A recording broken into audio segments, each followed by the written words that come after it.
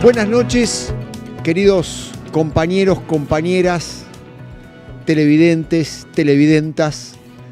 Hemos llegado al final de este ciclo de manera absolutamente grata, en algo que es un formato al que no estoy acostumbrado habitualmente, porque está a mitad de camino entre la vida académica y la polémica pública y la participación política, pero he hecho el esfuerzo necesario para colocar algunos temas que entendemos dentro del marco del peronismo que son relevantes. Hemos ido construyendo, si se quiere, una comunidad en torno de los asuntos de la seguridad pública, la política, la sociedad, el mundo criminal, la gestión del mundo criminal.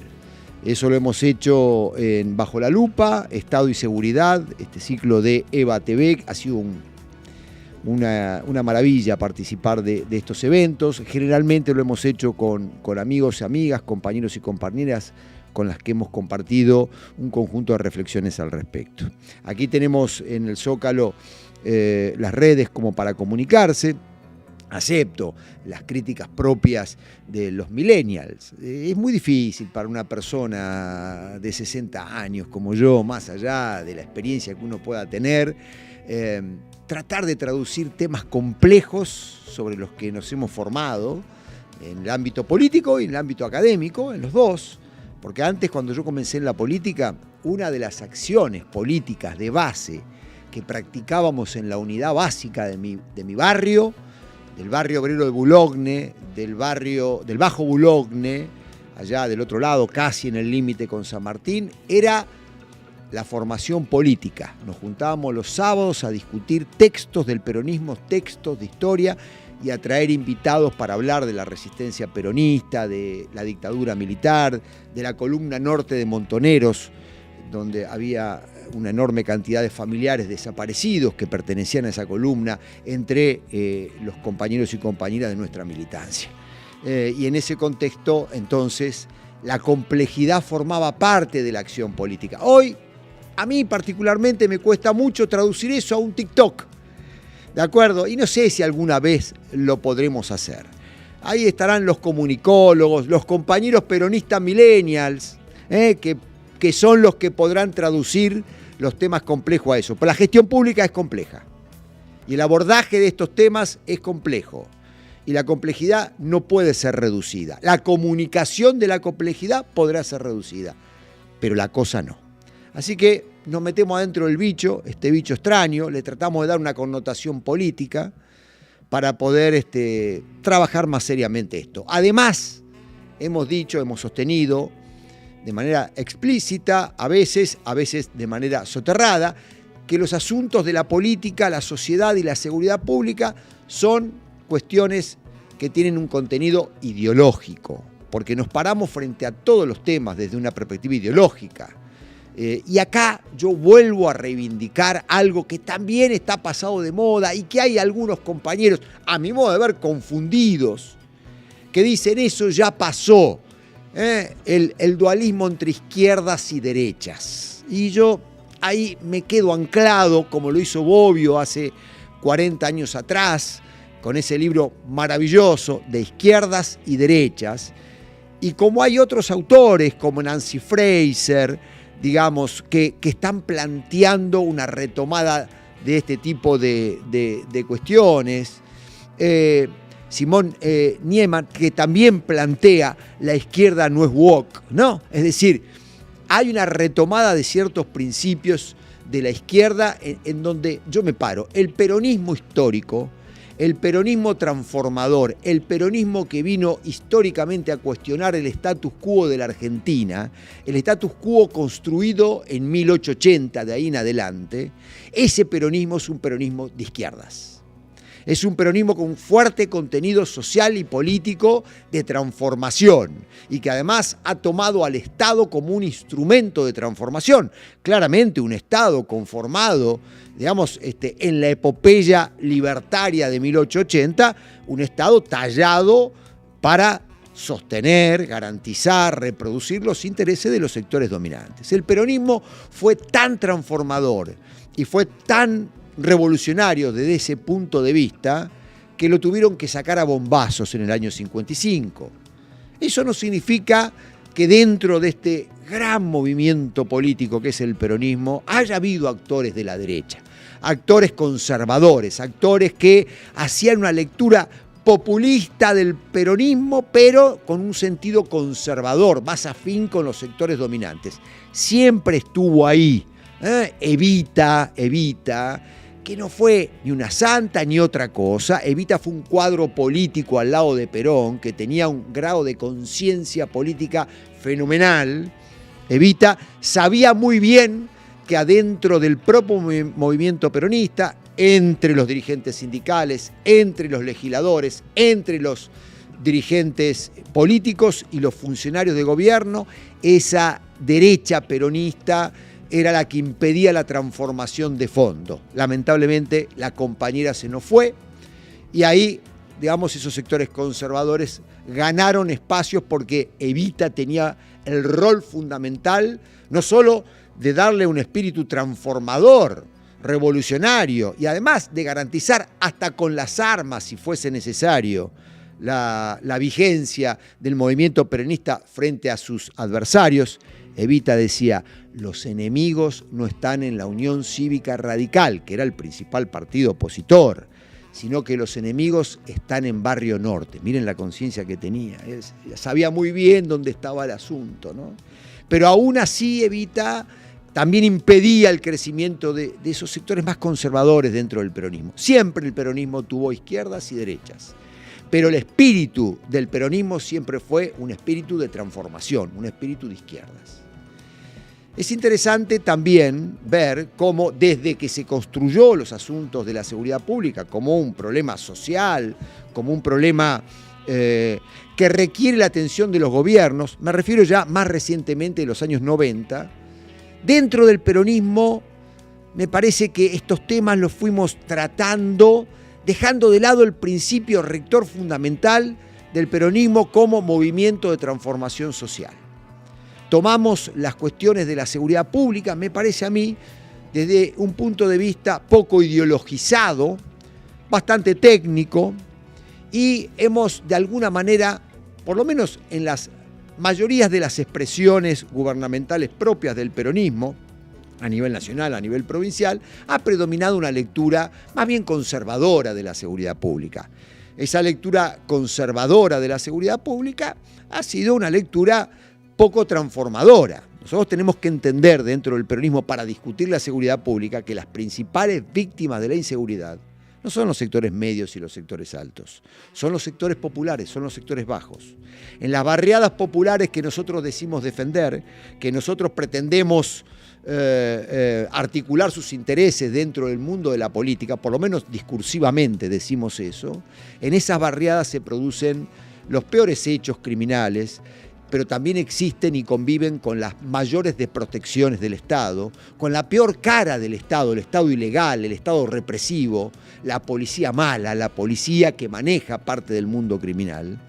Pero eso importa poco porque los intereses de los sectores populares hoy no escalan a lo que importa en el mundo de la política actual, que es los medios de comunicación y fundamentalmente en los últimos años las redes sociales. Lo que no entra en la matriz de las imágenes y de las manifestaciones en esos tramos cortos, fugaces, efusivos de redes sociales parecería que no forman parte de la realidad. Es más, hoy mismo se puede ir construyendo creencias, sentimientos, fidelizando formas de pensar y de abordar las cuestiones sin ningún tipo de correlato con la realidad. Tenemos un presidente actual, ministros, ministras del actual gabinete que mienten de manera absolutamente abierta, explícita, sin ningún tipo de esfuerzo por ocultar la mentira.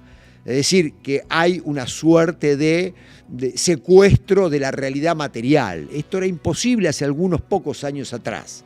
Para un dirigente político, para un funcionario, para un legislador, mucho más para un gobernante, no se podía decir mentiras, no se podía decir y hacer afirmaciones que no estuvieran sostenidas, digamos, en elementos de la realidad. Hoy no, hoy es posible, se dice cualquier cosa. Y con el mundo criminal más aún, porque esto está, digamos, y con los asuntos de seguridad pública más aún, porque esto está de alguna manera tallado por los medios, y los medios están llenos de ignorantes, muchos periodistas ignorantes. mucha gente que no comprende la complejidad del fenómeno, porque claro, si vos te haces especialistas en estos temas a través del TikTok, es muy probable que no entiendas un carajo de seguridad pública. Entonces, imágenes, escándalos y todo eso, muy bien, pero entender la complejidad del tema, tal como lo hemos abordado en este ciclo, es difícil. Entonces, yo creo que de alguna manera el peronismo tiene que adentrarse a una discusión ideológica, porque nosotros, si pretendemos volver a gobernar, pese a que reivindicamos el Estado liberal, reivindicamos la democracia liberal en un sentido pleno, no tenemos que perder de vista que, como todas las izquierdas, nosotros sostenemos la vigencia material plena, no formal, la vigencia material plena de los derechos sociales, sin los cuales no es posible el ejercicio integral de la ciudadanía política. No hay democracia sin ciudadanía social.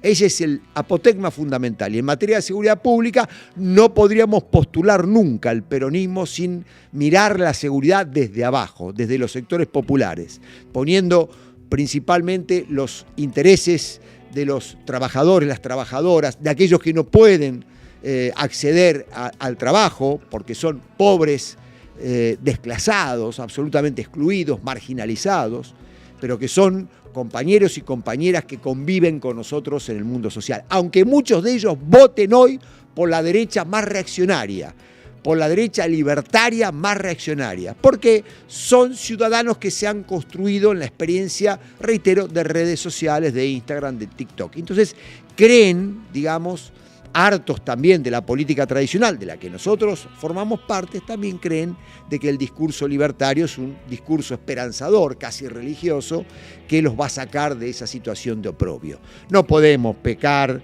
digamos, en eso, de tradicionalista, de pensar que las condiciones materiales de esos compañeros y compañeras pobres van a hacerle asumir conciencia en un sentido distinto del que sustentan y que hoy tienen dentro de su ideario. No, tenemos que construir poder, tratar de derrotar en el juego democrático a los libertarios y comenzar a construir una ciudadanía desde el gobierno completamente distinta. Y también dar una discusión en las redes. Pero lo complejo es complejo, la gestión de lo complejo requiere de una estrategia política concreta y es importante tenerlo en consideración. Esta introducción es para decirles, la derecha siempre ha sido reaccionaria en materia de seguridad pública. No ahora con los libertarios, sino que toda la vida ha sido así. Lo que han logrado, me parece a mí, la derecha, digamos, que gobierna para los sectores dominantes que son diferentes en distintos momentos históricos, pero que de alguna manera son los que marcan la pauta y los que de alguna manera se apropian fundamentalmente de la rentabilidad, de los beneficios de la economía que generan todo. Como decía Marx, ¿no? La producción es social, pero la apropiación es privada. Sí, somos marxistas en ese sentido. El peronismo es en ese sentido marxista, porque nosotros también creemos que todo el conjunto social participa de la producción y aquellos que están excluidos de alguna manera también están dentro del conjunto del universo social, pero la apropiación es cada vez mucho más concentrada y es en un sentido inverso. Entonces tenemos que garantizar políticamente las condiciones para, no digo revertir esas tendencias, pero por lo menos para generar los acontecimientos políticos y económicos que permitan que los vastos sectores de la sociedad que hoy están excluidos de ese conjunto de regulaciones entren adentro. Eso es hacer peronismo hoy. Si lo tenemos que hacer con los compañeros y compañeras de la izquierda, marxistas, insurreccionales, algunos que son insurreccionales pero participan de las elecciones burguesas y son diputados, diputadas, todo bien, no importa, con ellos a muerte. Y también tenemos que saber que dentro del movimiento tenemos personas que piensan igual que nuestros adversarios, que la derecha libertaria y reaccionaria, y que hay ciertos parecidos de familias que son notorios. Y bueno, daremos la discusión dentro del peronismo al respecto. Yo quiero destacar algo que me parece que es importante, que ha planteado históricamente desde hace décadas las derechas y particularmente a partir de los 90 respecto de la seguridad pública. A ver si podemos poner el primer slide. Ahí hay digamos, algunas, yo diría, 3 grandes postulaciones, acciones, a veces son proclamas, a veces son medidas concretas, que ha hecho la clase política en general, pero fundamentalmente los sectores de la derecha criolla, en materia de seguridad pública. Primero, ha sancionado, ha postulado un conjunto de leyes penales y leyes de procesamiento penal duras y erosivas de las garantías, vale decir, un endurecimiento penal, ¿no?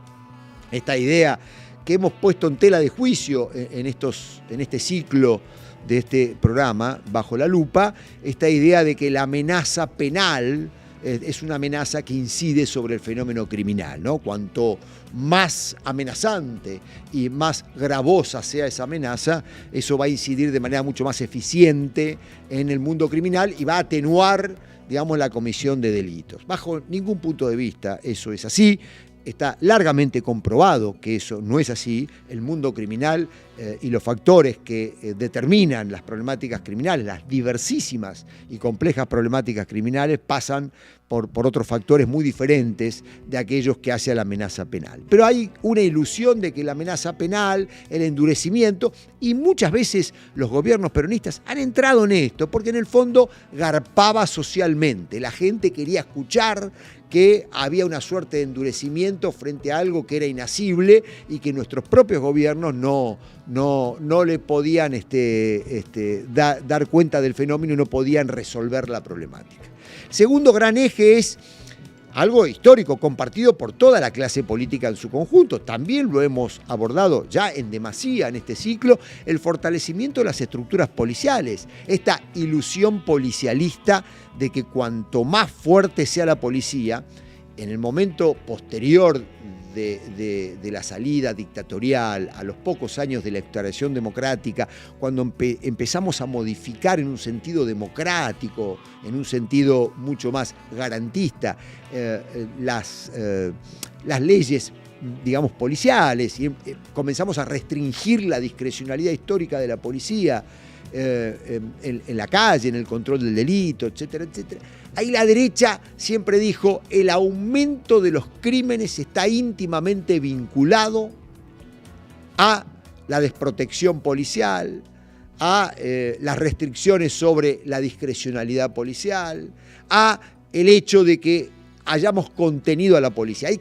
Hay que liberar a la policía de ese conjunto de limitaciones, de esas ataduras, dejarla trabajar, inclusive hasta consentirle de alguna manera ciertas ilegalidades para que pongan en regla el mundo criminal. Esto desconoce algo que nosotros hemos trabajado mucho en este ciclo, que es que gran parte de las problemáticas criminales en nuestro país son producidas por las instituciones policiales, son reguladas, como los mercados ilegales de drogas, mercados ilegales de mercancías robadas, mercados ilegales de personas para su explotación sexual o su explotación laboral. En general, esos mercados están de alguna manera traccionados, habilitados, manejados, regulados por las instituciones policiales, pero evidentemente esa ilusión policialista que ha atravesado a la modernidad en todo el mundo sigue sosteniendo este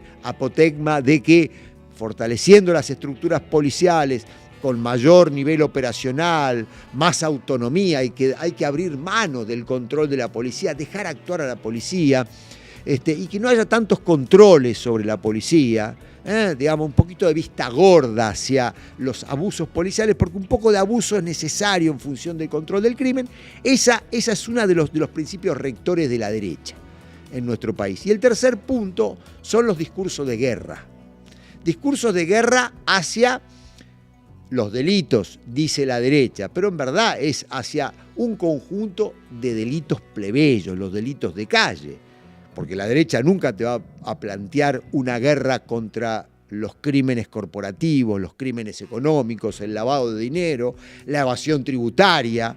Digamos, un poquito de coherencia desde ese punto de vista es que si tenemos un discurso de guerra contra los robos, contra los asesinatos en ocasión de robos y demás, contra el tráfico de drogas, también deberíamos tenerlo contra ese conjunto de delitos que no cometen los pobres, lo cometen los ricos, lo cometen los adinerados. Son el delito, digamos, producido, cometidos, llevados adelante por personas que no viven en barriadas populares, que viven en countries, en barrios cerrados. Por eso yo siempre he sostenido en alguna que otra clase de criminología, donde más concentración de criminales sistemáticos, seriales hay, no son los barrios populares, sino que son los countries. Y no me equivoco en eso, sin lugar a dudas, porque aparte no viven tantas, pero de aquellos tantos que viven, muchos son evasores, lavadores, son infractores de ese conjunto de delitos, que son delitos de cuello blanco, se le dice,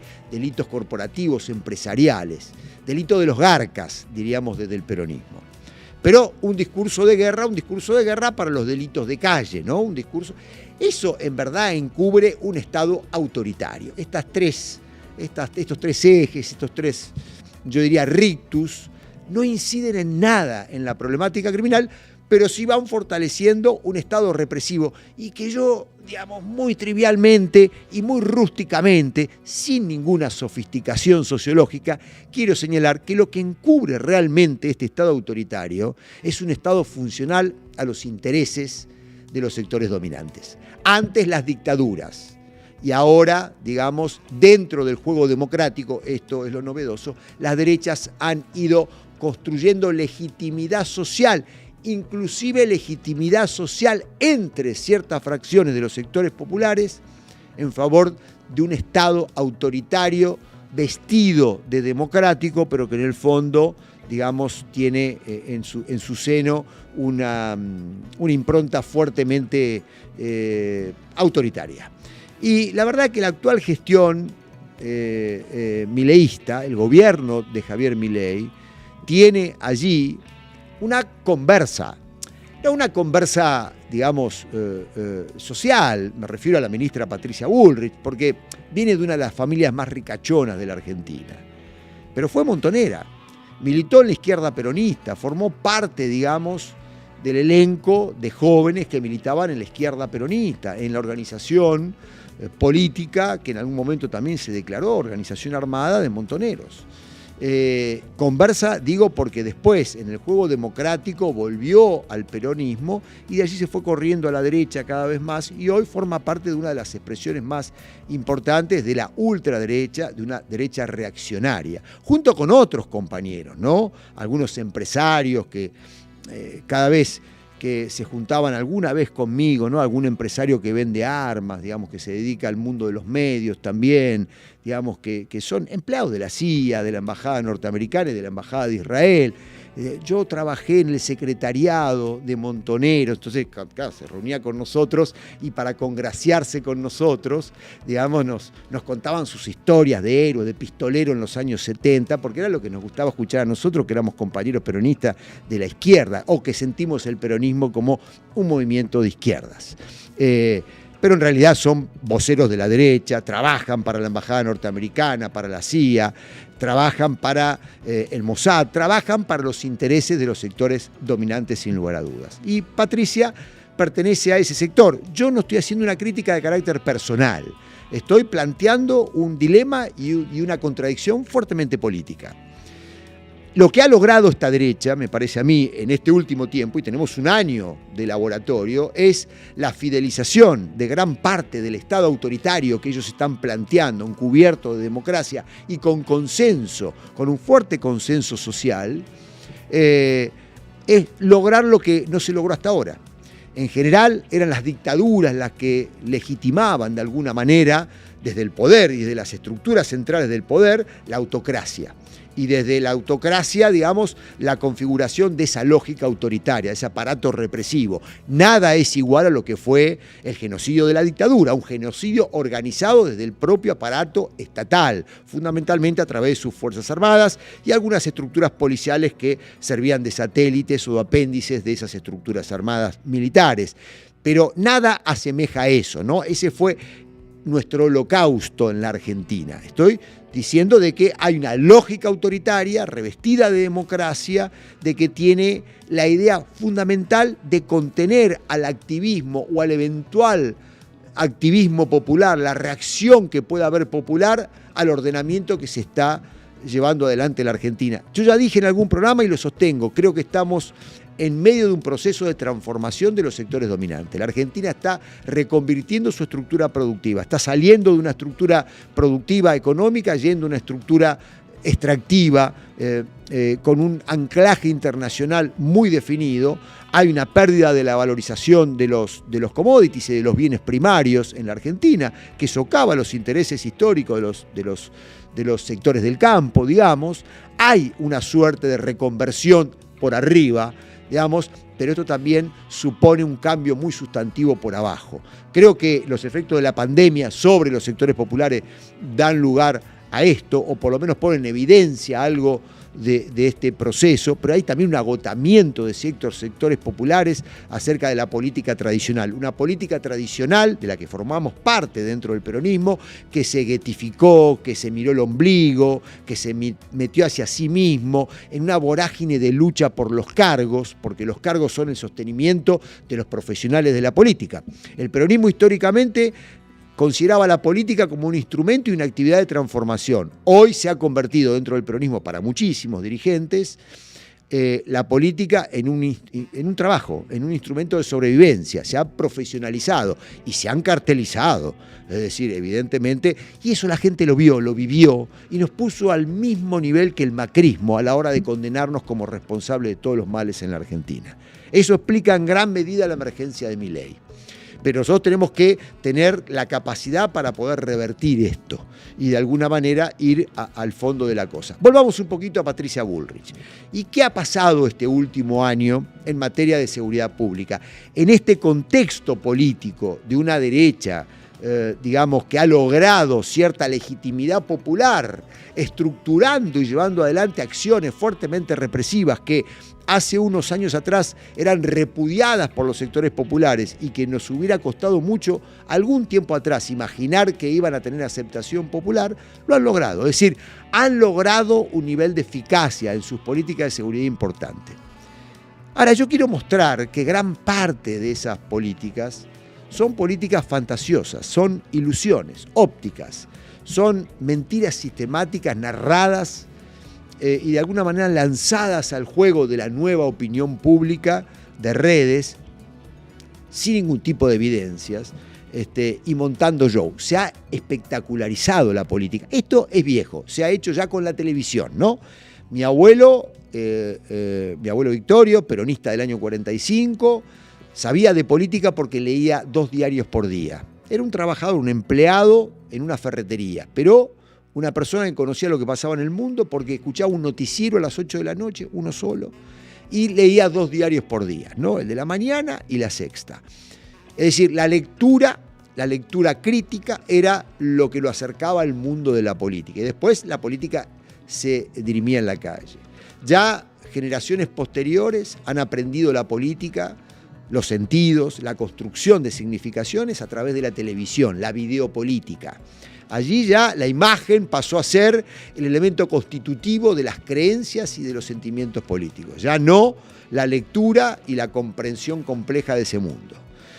Y hoy estamos con el tema de las redes, un achicamiento y un reformateo, digamos, de ese tipo de cuestiones. En este contexto vale todo, pero miremos un poquito a lo que me refiero. Miren, aquí está Bullrich, la avanzada contra el narcoterrorismo. Fíjense cómo magnifican el problema, el narcoterrorismo. Nadie sabe muy bien, y ningún periodista le ha preguntado a la ministra, acá está disfrazada de gendarme, porque esa es otra cosa, la comisarización, la policialización de la seguridad pública. Tenemos algunos compañeros peronistas que también lo han hecho, se disfrazan de policías para mostrarle a la gente el compromiso que tienen con respecto a la lucha contra el crimen. O sea, ahí hay una suerte de ratificación de esa ilusión policialista.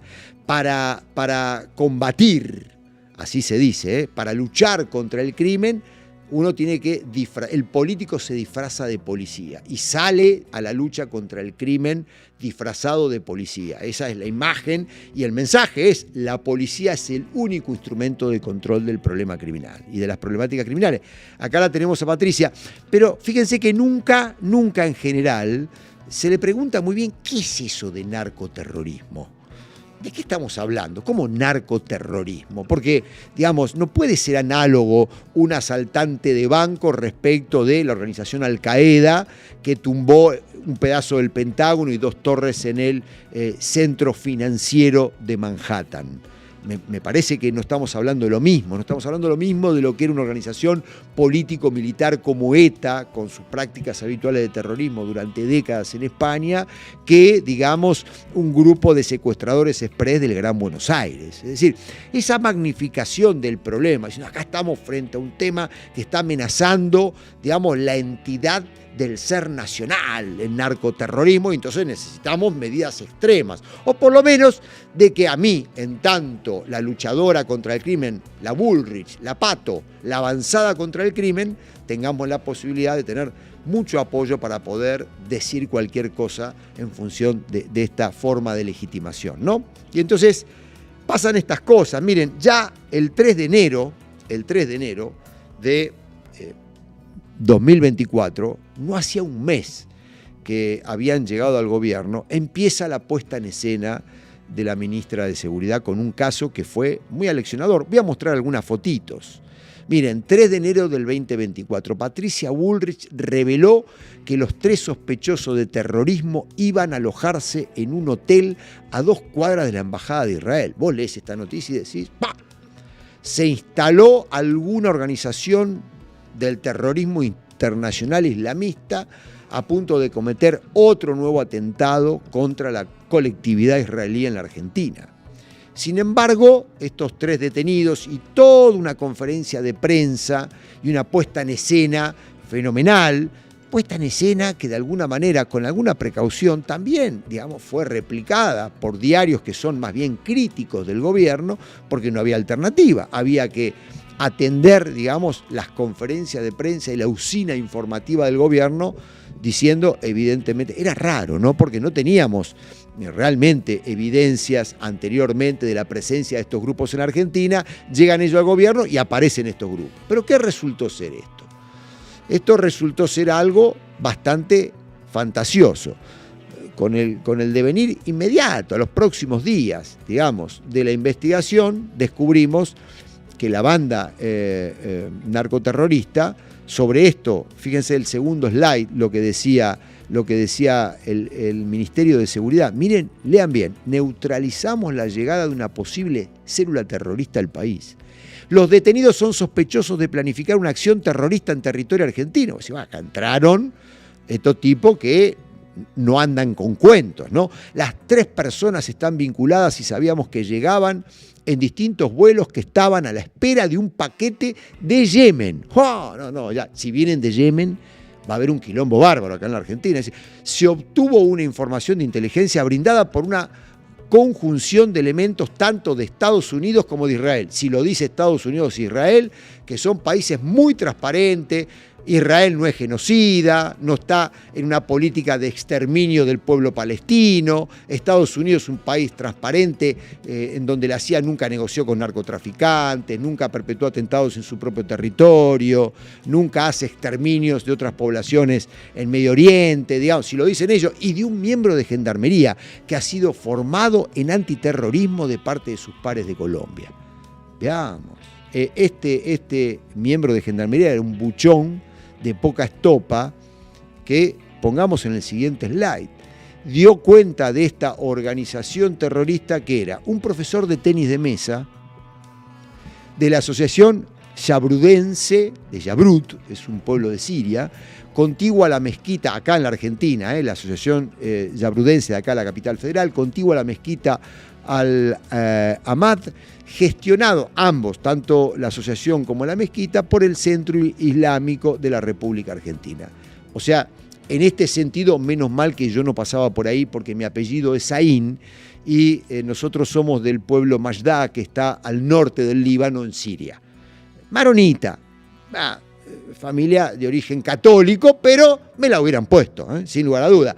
Y un peluquero era el otro miembro integrante de esta célula terrorista, que iban a hacer algo escabroso en la Argentina, un peluquero ex empleado municipal en una localidad de la provincia de Santa Fe. ¿Cómo se conectó el peluquero con el profesor de tenis de mesa de tenis.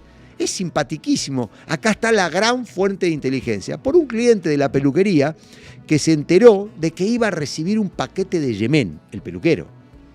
Y escuchó, el sagaz espía escuchó, era el Rubio, que era un informante de la Policía Federal Argentina y de la Gendarmería. Esto lo declaró así ante una jueza federal, la jueza Servini de Cubría, que a veces funciona bien y a veces firma cualquier cosa. Digamos, y dijo que la situación le llamó la atención a este buchón y la relacionó con datos que habría obtenido, por otro lado, con respecto a la llegada del profesor de tenis de nacionalidad siria. Esto era toda la fantochada que obviamente la justicia la dejó un poquito de lado, digamos, porque lo que quería hacer Bullrich era el anuncio. Valía el anuncio, no la verdad de lo que se anunciaba. Acá está la prueba de que era toda una fantochada y una irresponsabilidad que en otro momento de la Argentina hubiera llevado a la ministra a renunciar antes de cumplir el mes de gestión. Pero hoy el anuncio ese, que dura 1 o 2 días y que construye una imagen y una legitimidad, alcanza. ¿Qué compromiso que tiene el gobierno en la lucha contra el terrorismo? Mirá, desbarataron una organización narcoterrorista. Después te enteraste de que era un buchón de poca monta que se fue a cortar el lope a una peluquería de un sirio que dijo que venía un paquete de Yemen y lo vinculó a una locura, a un profesor de tenis de una asociación, porque estaban vinculados claramente a un sector de la colectividad árabe, y a partir de allí, digamos, se lucubró esto, que le vino bárbaro, porque ya arrancó de movida con un anuncio muy comprometido. Fíjense la locura en la que estamos entrando en materia de gestión de la seguridad pública. El segundo evento, voy a poner algunas fotos, de esto tuvimos mucho, fue en agosto del año 2024. Acá también, siempre vinculado a temas extremadamente complejos, ¿no? La Policía Federal desarticuló peligrosa organización vinculada a grupo terrorista radical islámico, es decir, de vuelta, el Mossad, la CIA, y dale con el grupo terrorista radical islámico, que planificaba atentados contra la comunidad judía de Mendoza. Entonces, acá el Ministerio de Seguridad llevó adelante una investigación, hizo el anuncio y llevó a cabo la detención de 7 integrantes de una célula que planeaba, así lo dice el gobierno, llevar a cabo distintos atentados terroristas. Es decir, bueno, ¿por qué no está el juez o la jueza interviniente mostrando parte de la investigación? Veamos cuando son procesados, antes indagados, a ver cuáles son las evidencias de esta investigación. No. Se detiene sin mucha investigación y ahí rápidamente el ministerio se lanza a decir semejante afirmación en términos generales y la justicia no le dice nada. Porque si tuviéramos una justicia seria en la Argentina, una justicia federal seria y con voluntad de trabajar más de 4 o 5 horas por día, evidentemente estas cosas no las permitiría, porque entonces el juez o la jueza interviniente llama acá a la ministra y le dice, ¿usted qué está diciendo? A ver, de esto que tengo yo acá, no hay ninguna evidencia. Mire, o usted se llama recato o usted va a terminar acá dentro del expediente, digamos, con algún delito, o termino haciendo una denuncia y armando otro expediente por otro lugar, porque usted no puede alertar a la sociedad argentina a partir de algo que no hay ningún elemento que dé cuenta de ello. Y ahí, ¿qué tuvimos con este grupo terrorista radical islámico? El siguiente slide, digamos que de alguna... Miren, acá está lo que le secuestraron al grupo terrorista. Yo les pido que no se rían, esto es un tema serio. Una katana, una escopeta más o menos, yo calculo que de la década del 50 aproximadamente, un revólver como el que tenía mi abuelo que se lo regaló su padre, digamos, de los años 30, 3 cuchillos, que son los que uso yo para cuando pico la verdura, digamos, para hacer un wok de verdura, unos cartuchos de escopeta que cualquiera tiene en el interior del país y 2 teléfonos. Esta es la organización islamista que iba a producir un atentado en la Argentina de relieve. Y nadie se cuestiona el discurso con la foto. Decís, che, ¿estás seguro que lo que tenían esto? Estamos hablando de una gran organización islamista radical que venía a atentar y que implicó la intervención de la gran Policía Federal Argentina. ¿Sí? ¿Se entiende? Estas puestas en escena que las hacen cuando necesitan un poquito de publicidad o cuando hay malas noticias en materia de seguridad pública o en alguna otra área del gobierno que aparecen datos que complican. Rápidamente hay que intentar neutralizar esa información negativa a través de este tipo de eventos que son fake news. En el fondo son grandes mentiras institucionales, digamos, pero que de alguna manera tienen efectos sobre determinados sectores sociales. Una de las dirigentes libertarias de mayor aceptación pública es Patricia Bullrich, a partir de estas cosas que hace y dice habitualmente. Pero también tenemos otros eventos. Vayamos un poquito más adelante. Hay un tercer evento que es importante, ¿no? ¿Recuerdan ustedes cuando, no recuerdo bien el mes, pero un pasajero fue detenido cuando trasladaba más de 2 kilos de cocaína ocultos dentro de envases de talco? ¿Se acuerda? Un procedimiento importante, enseguida cuando se detectó, evidentemente, mire, cuando uno hace un procedimiento de drogas y eventualmente detecta algo que podría ser algún tipo de sustancia prohibida, se hacen test a partir de la aplicación a esa sustancia de reactivos que, dependiendo cómo reaccionan los reactivos, el color que adquieren, eso podría indicar estimativamente que se trata, en este caso sería o de heroína o de cocaína, ¿de acuerdo? Lo hacíamos nosotros al frente de la Policía de Seguridad Aeroportuaria. Eso es un test orientativo, porque después que un juez o una jueza determina el secuestro de esa sustancia, se hace un peritaje integral de toda la sustancia, ahí se ratifica si es algo así o si se trata de, digamos, de alguna droga prohibida, de algún otro tipo de sustancia, y también inclusive la consistencia, la genética de la sustancia, el grado de pureza, entre otras cosas, si se tratase de algún tipo de droga. Eso es importante, porque cuando uno tiene, por ejemplo, una cocaína secuestrada con bajo grado de pureza es porque está dedicada al mercado minorista de manera inmediata, y es un dato importante para la investigación. En cambio, si tiene un altísimo grado de pureza, seguramente está para ser cortada para la distribución interna o para ser enviada a Europa, en términos generales, porque Argentina sigue siendo una ruta más, no muy relevante, pero una ruta al fin para la cocaína colombiana, peruana, boliviana a Europa. Entonces, acá no, acá directamente en la calle se hizo el procedimiento. Estaba algo que parecía cocaína, evidentemente no hicieron ningún test orientativo, no tenían los reactivos. Esta ministra que dice que lucha contra el crimen y que está comprometida, evidentemente a la gendarmería no le dio los reactivos, porque si hubiera habido un reactivo, claramente hubiera detectado de que esa sustancia no era cocaína o no era heroína. Ahora, si había reactivo y detectaron de que no era cocaína e heroína, evidentemente están cometiendo delito. Porque lo que hicieron es una gran fantochada, una puesta en escena fenomenal. Al señor lo pusieron ahí al costado que transportaba eso, con todos los elementos secuestrados, y dijeron 2 kilos de cocaína que estaban siendo trasladados hacia Mendoza para poder ser vendido en Mendoza. Resulta que no era cocaína, era talco. En los envases de talco, lo que se llevaba y se trasladaba era talco. Pero hicieron esta gran... Nadie paga ningún costo político. No pasa nada. Acá se puede decir cualquier cosa. Que nadie paga ningún costo político. Hemos tenido y tenemos algunos dirigentes políticos que todo el tiempo están inventando que son amenazados por organizaciones narcoterroristas. El maestro que empezó esto hace mucho tiempo es el gobernador de Santa Fe, Maximiliano Puyaro.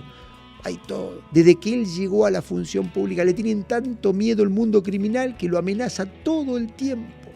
A él, a su familia. Después anda trotando por ahí, anda en la calle suelto, o sea, es raro, es contradictorio su actitud respecto de esas amenazas. Pero hace un tiempito, digamos, se detuvo un grupo policial que andaba con carteles en el patrullero con amenazas hacia Puyaro, todo hacia indicar que eso después lo plantaban en alguna escena, y entonces ahí iban construyendo este chamullo de la amenaza narco contra... Y no me van a vencer, dice el gobernador, no me van a dar vuelta al brazo, yo estoy en el camino correcto. No hay ningún tipo de evidencia. El caso más patético de esto es el que dio cuenta con, yo lo llamo, los Teletubbies. No sé si lo vieron todo, fue algo de relieve nacional. Aparecieron 4 pelagatos digamos, disfrazados de no sé qué, parecían que estaban en Chernobyl en el año 85, cuando se produjo la catástrofe nuclear en el reactor de Chernobyl, digamos, y amenazaban con armas que no sabemos si son de verdad, de mentira, ¿de acuerdo? Y fue, miren cómo informa TN, violenta amenaza contra Bullrich y Puyaro. Aparte, digamos, toda la usina mediática de la derecha le da crédito a esto. O sea, una vergüenza. Esto es la muerte del periodismo, ¿de acuerdo? No hay cotejamiento, ¿de dónde salió? Lo más interesante de todo esto es que esto no se publicó en redes, sino que fue difundido por el propio Ministerio de Seguridad. O sea, ellos se enteraron, les llegó esta amenaza, nunca dijeron a través de qué les llegó la amenaza, pero llegó esta amenaza con estos Teletubbies, digo porque se parecían disfrazados así, dice, vamos a ir contra Puyaro y vamos a ir contra Bullrich. Y fue un escándalo 2 o 3 días, pero digo, replicado también por los canales que no son canales o medios, digamos, que adscriben al gobierno, que son, digamos, propagandistas del gobierno, que son instancias, digamos, de difusión del mensaje del gobierno, que son lo que Milei llama los ensobrados, pero de él, digamos, sino que entonces todo el mundo, nadie está mirando la fuente, cotejando, lo que hacía el viejo periodismo, me parece que esto es una opereta del gobierno, no le vamos a dar crédito, no, porque mirá el rating que le da el canal contrincante. Entonces, desde el punto de vista comercial, yo también tengo que darle mucha difusión y algo tengo que decir, porque no puedo darle difusión y decir esto es mentira, no me animo a decir eso, todavía el primero o el segundo día. Entonces, le damos difusión, o sea que en el fondo, digamos, quedamos toda la sociedad atrapada en esta gran mentira institucional del gobierno, digamos, que genera este tipo de cosas. Por supuesto, después hubo alguna información algunos días después, fueron detenidos en la localidad santafesina de San Lorenzo, los que filmaron esto, los Teletubbies que filmaron esto, no se sabe nada. Intervino nuevamente la jueza Servini de Cubría, no sabemos quiénes son, qué pasó, no importa, sirvió durante 2 o 3 días para decir, nos están amenazando porque estamos haciendo las cosas bien, no nos van a doblar el brazo, nosotros vamos a continuar en la lucha contra el narcoterrorismo, porque si vos le decís a una sociedad, si fuésemos serios, vos le decís a una sociedad que hay grupos narcoterroristas, tenés que dar un diagnóstico de eso, dónde están, cómo operan, qué información hay. Debería haber legisladores peronistas que convoquen al gobierno para que dé explicaciones en el Congreso acerca de esto. No, es como que toda esta vorágine de mentiras también de alguna manera compromete a la inmensa mayoría de la dirigencia peronista que compra este conjunto de chamullos y que aunque sepan que se trata de chamullo, digamos, no se ven por cuestiones de negociación política, capaces de salir a cruzar y decirlo, esto es una payasada, esto es mentira, porque por ahí te dicen, y si es verdad, no lo sabemos. Esto es lo que está pasando en la Argentina en materia de gestión de la seguridad pública y esta es la máscara publicitaria de la derecha reaccionaria que va construyendo todo un sistema, digamos, asentado en la represión. Y acá viene la otra faceta de todo esto. La violentísima represión de Patricia Bullrich y del gobierno sobre los movimientos sociales, sobre las reacciones sociales, sobre la gente movilizada, a veces desencuadrada, a veces en organizaciones sindicales, organizaciones políticas, contra el ajuste, contra las políticas de desarticulación de la protección social, de deterioro enorme del salario. Fíjense cómo mienten, dicen, no, ha crecido mucho el salario. El ultraje y el robo a mansalva que el Estado le está haciendo a los fondos de los jubilados, porque ahí está la gran caja del Estado. Les ha metido mano al Estado, a las universidades públicas, ahí por un principio ideológico fundamental, no porque cause, digamos, un gran rédito al gobierno desde el punto de vista financiero, como sí la plata de los jubilados. Y todo el movimiento social acotado, al principio un poco más activo, después un poco menos, fue atendido por el gobierno a través de una violentísima represión.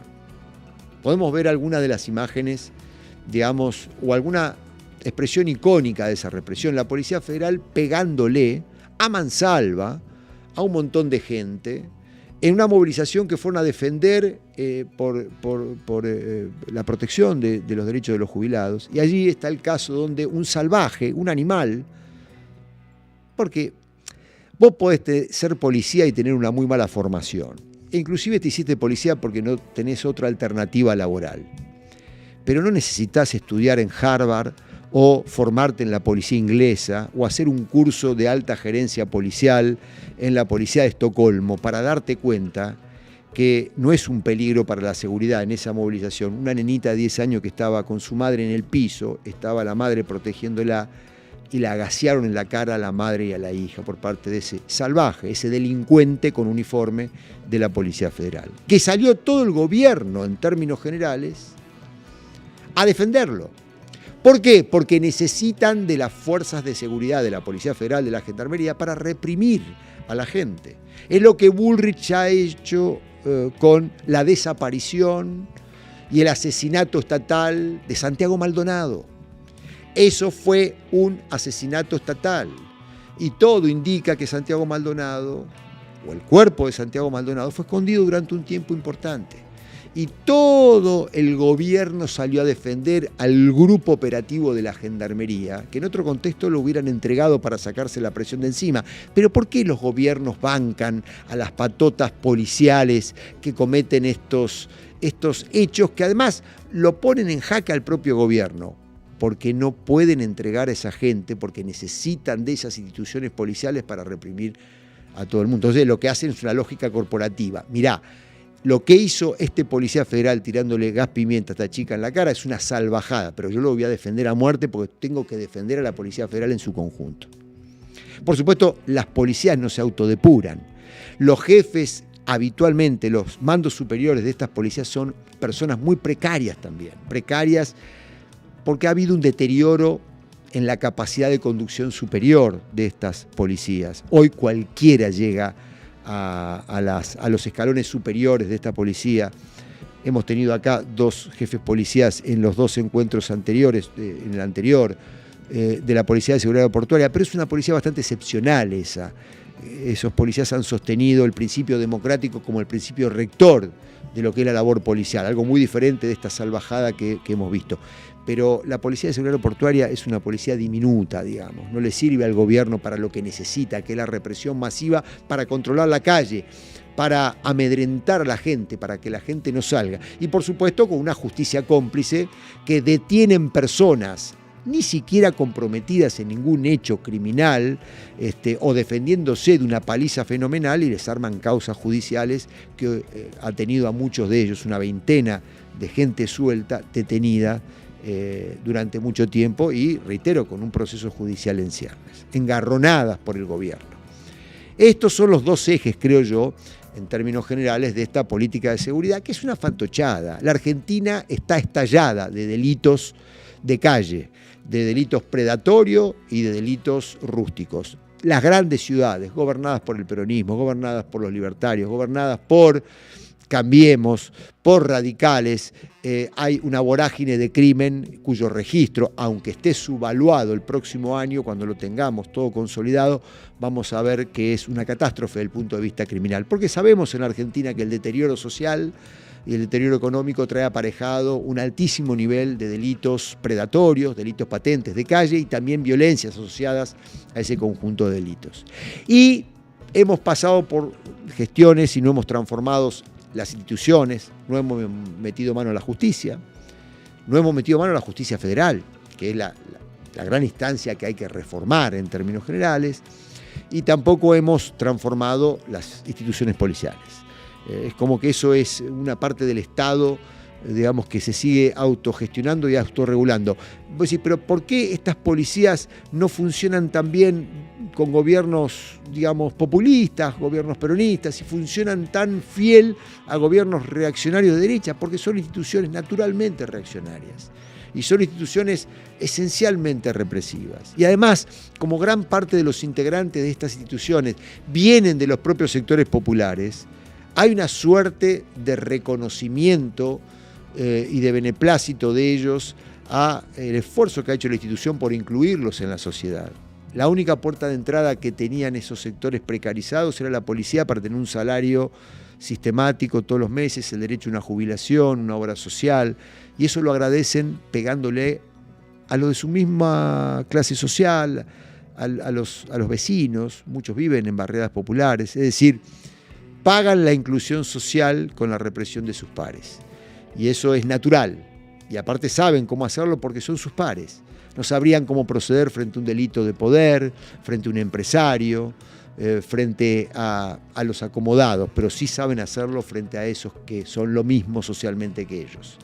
Ellos con el uniforme se han puesto de este lado de la sociedad integrada y son la gendarmería social, son la policía de frontera que van a impedir que los pobres, los menesterosos, los que duermen en la calle, digamos, pululen por la ciudad. Y ahí está el norte fundamental de lo que es el control poblacional de la derecha en la Argentina.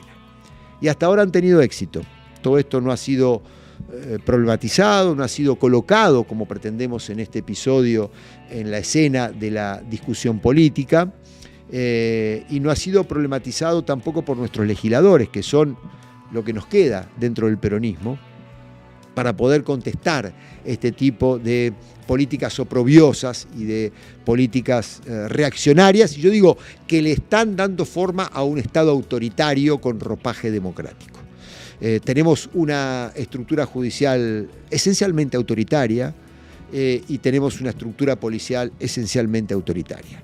Y tenemos una política que entre el silencio por un lado y el beneplácito por el otro, de alguna manera va reproduciendo las condiciones de este Estado autoritario que hoy empieza y termina en estas cosas y mañana veremos. Pero esto genera sufrimientos, esto genera... Al sufrimiento social se le pliega el sufrimiento de la violencia institucional ilegal, el sufrimiento de la represión macartista, digamos, socialmente hablando, la represión reaccionaria socialmente hablando. El peronismo tiene que ser la voz, junto con los compañeros y compañeras de la izquierda, para reaccionar frente a esto. Y entre otras cosas, nuestro deber dentro del peronismo es proponer un sistema alternativo, que esto es lo que más le ha costado al peronismo cuando fue gobierno. Pero bueno, dejemos de lado las revisiones autocríticas que incomodan tanto a nuestros dirigentes y dirigentas, pero sí atendamos lo que ha postulado en varios documentos el año pasado la compañera Cristina Fernández. Tenemos que tener una mirada crítica de lo que hemos hecho para poder prepararnos para una nueva etapa gubernamental donde no podemos seguir manejando los temas de la seguridad pública con los que se visten de comisario, con los fantoches y los curanderos, que son más o menos lo mismo que Patricia Bullrich u otras expresiones de la derecha. El peronismo tiene que volver a sus fuentes en materia de seguridad pública. Nombro solamente a uno, al mejor, Carlos Arlañán. Eso ha sido una gestión reformista, de conducción política, de control de la institución, pero también de una política de integración social junto con la política democrática de seguridad pública. Y un intento no solamente de descentralizar el sistema en favor de municipios en la provincia de Buenos Aires, sino también de pegar mucho lo que es la labor policial con la participación y el control ciudadano, y también reformar la justicia, por lo menos, digamos, la faceta penal de la justicia en función de la cogestión con la policía y con el gobierno en materia de seguridad pública. Me parece que tenemos ahí un hito, volver a Arlañán, y ahí me parece que está el norte del peronismo. Muchísimas gracias y tengan todos un feliz año, un año 2025 con salud, felicidad, todo lo que podamos, y con la esperanza de la lucha por una sociedad mejor, que es lo que en el fondo hemos nacido así como peronistas, y así dejaremos de estar en este mundo material. Muchísimas gracias.